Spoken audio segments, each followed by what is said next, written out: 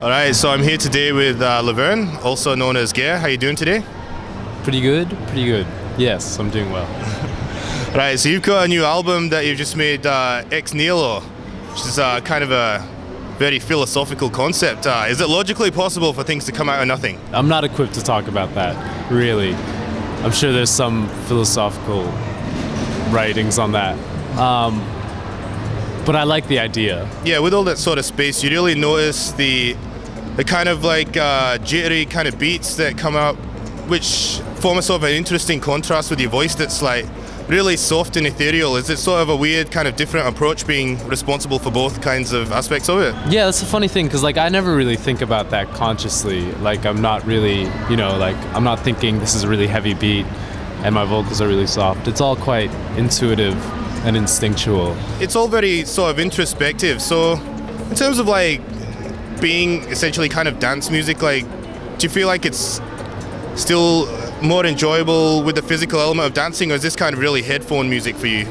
I mean, for me, it's like headphone music because I made it, primarily on headphones. I didn't have speakers at the time.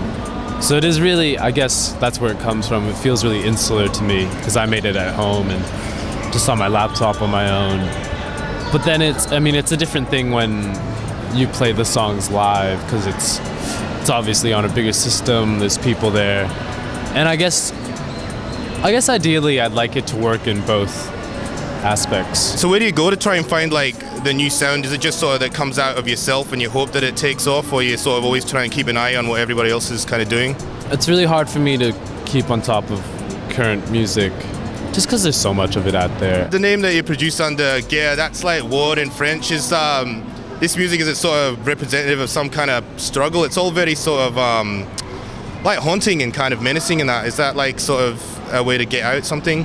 I thought of the name when I was like 16 and it was kind of dumb. I just kind of liked the way it sat, just as a word. It looked really nice. I mean, that's essentially how life works. If there's two opposing forces that kind of meet, I think that's a basis of like, just sounds lame, but like life in general. You can get your album on Yes Please or Remote Control, is that right? Yeah. On July 4th, Independence Day. Probably watch it maybe before and after the fine movie with Will Smith. Yeah, definitely. A requirement. You should watch the movie right before you listen to the album. No. Watch the movie, take out all the sound, and listen to the album. That's the way I need it to be experienced.